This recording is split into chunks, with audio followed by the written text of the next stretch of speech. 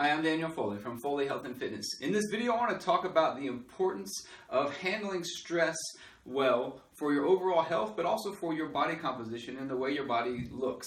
So we all know that our emotions and how we handle things like stress have an impact on our physical body. So when we release these stress hormones, our body chemistry changes. It causes changes in our hormones and neurotransmitters, and all kinds of changes happen just in response to stress. So let's talk about some ways that you can better prepare your body to handle stress. Okay, so let's talk about a few of these things here.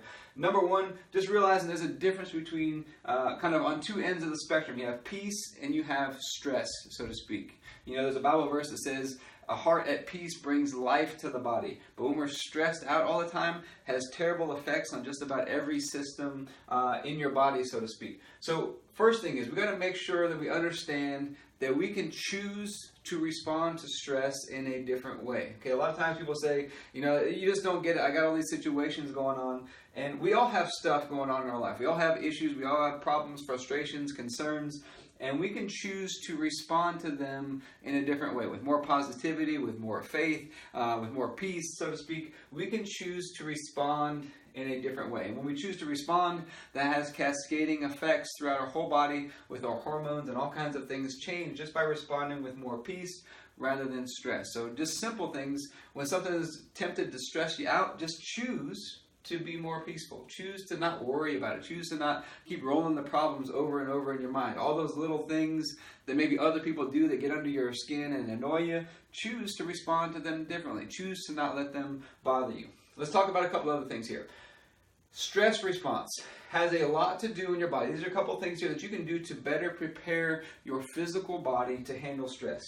Water and salt balance. Water and salt have a big part to play in our stress responses in our bodies. So whenever we have high levels of stress, you deplete sodium in your body. You deplete salts in your body whenever you have high levels of stress. Okay, so it's important. A lot of times, just making sure we're getting adequate salt is enough to keep the stress levels kind of at bay and help you to respond to stress more effectively. Because when you become depleted, you respond to stress in a worse way, so to speak. So we want to make sure that we get your water and salt balanced correctly. This is a tip of super centenarians that I've studied as well. A guy that I studied that lived to be 114 years old. He said one of the things people are always surprised at is when they come to visit him, how much salt he eats. Okay, almost all the centenarians that you study, almost all of them ate salt on a regular basis, and you want to keep in mind the fact that water and salt have to be balanced together. So a pretty simple way to do this: drink 50 to 70 ounces of water per day. Make sure to salt your food to taste whenever you cook food. Whenever you cook food, you deplete out a lot of the minerals and nutrients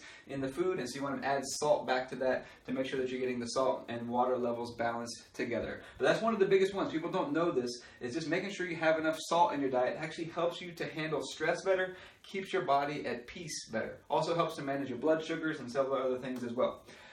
So another thing, every muscle in your body is linked to a organ system, so to speak, or it resonates with an organ system. And one of the biggest muscles in your body for just overall health, but also for handling stress, is your hip flexors. So these muscles in the front of the hips, and they actually connect up into your spine. So if you can get those muscles, number one, more open, get them more flexible. So if you can get your hips to be more flexible, there's a lot of ways to stretch them to do that, and you can get them to be stronger. So your ability to pull your knee up, to flex your hip here, or to push your legs straight out in front, things like an L-sit or hanging leg raise, things like that are great for strengthening the hip flexors, and strengthening those hip flexors is going to help you handle stress more effectively as well, because it's training your physical body. It's training those muscles that respond to stress, and that's going to help you enormously when you handle stress in your daily life.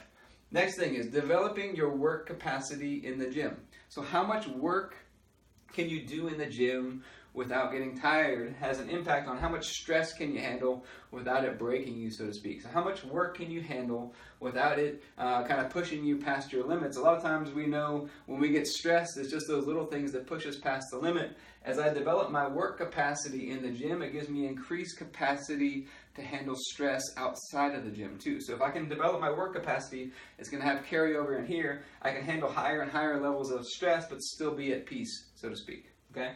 And then finally, there's a connection between stress and belly fat. So anything you can do to remove belly fat actually helps handle that stress pathway. Anything that you can do to stay more at peace and handle these stress hormones more effectively actually helps you to lose more belly fat. There's a connection between the hormone cortisol, which is your stress hormone, and belly fat. So these are some things that you can do. Remember, choose to respond in a different way. Don't let all those little things that people do bother you. Respond to the situations of life with more faith, more positivity, that things are going to work out, that everything's going to work together for the good. Make sure you balance your water and salt levels. Make sure you get your hip flexors open and strong. Okay? Develop your work capacity in the gym. Be able to do more work without getting tired. And finally, start working on getting rid of some of that belly fat through nutrition, working out, whatever it may be. All these things work together. So as you get your water and salt levels better, your hip flexors better, your work capacity better, all of a sudden belly fat usually goes down. As we handle stress better, all these types of things, they all work together on the same pathway in the body. And if we can learn to master this pathway, we get a body at peace with less belly fat and more energy, and it feels better. Everything works together for the good, so to speak.